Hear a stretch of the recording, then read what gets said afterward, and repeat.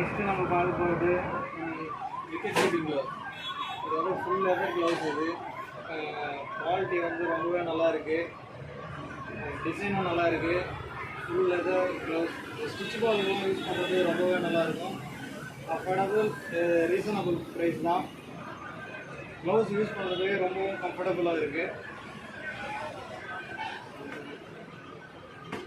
இதோட just price 2200 மட்டும்தான். அதுங்க டிசைன் லுக் வைஸும் நல்லாயிருக்கு. இதில் 2 மாடல் வரும், எது வேணாலும் இது பண்ணலாம். Same model.